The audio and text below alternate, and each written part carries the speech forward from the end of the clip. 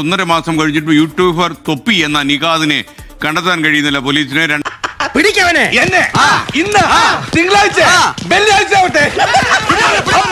ഹനാൻ ഷായുടെ സുഹൃത്തിന്റെ ഭാര്യയാണ് ലൈവിൽ തൊപ്പി ഗാങ് അവഗണിച്ചത്. എന്താ ഞാൻ കേൾക്കുന്നത്? ഹനാൻ ഷാ നിങ്ങൾക്കറിയാം, ഏറ്റവും പോപ്പുലറായ ഗായകന്റെ സുഹൃത്തിന്റെ ഭാര്യയാണ്. ഈ കാര്യത്തിൽ ലോകത്താരെയും എനിക്ക് പേടിയില്ല. പേടിച്ചിട്ട് കാര്യമില്ല, അതാണ് ഈ കോൺഫിഡൻസ് എന്ന് പറയുന്നത്. സംഭവം നടന്ന ഏതാണ്ട് 1.5 മാസം പിന്നിടുകയാണ് ഇപ്പോൾ. സമൂഹത്തിലെ ഉന്നതന്മാരുമായിട്ടുള്ള ചങ്ങാത്തത്തിലൂടെയും തന്ത്രശാലികളായ അനുയായികളുടെ സഹായത്തോടെയും പോലീസിന്റെ സകല നീക്കങ്ങളും അവൻ നേരത്തെ മനസ്സിലാക്കുന്നു. സംഭവം കഴിഞ്ഞ 1.5 മാസമായിട്ടും ഈ കേസിൽ ഒന്നാം പ്രതിയായിട്ടുള്ള നിഹാദിനെയോ അല്ലെങ്കിൽ മോനെ, പോലീസുകാർ ഇങ്ങോട്ട് വരുന്നതിന് മുമ്പേ നമുക്ക് അച്ചപ്പവും മുറുക്കുമായിട്ട് അങ്ങോട്ട് പോയി കാര്യങ്ങൾ സംസാരിച്ചാലോ?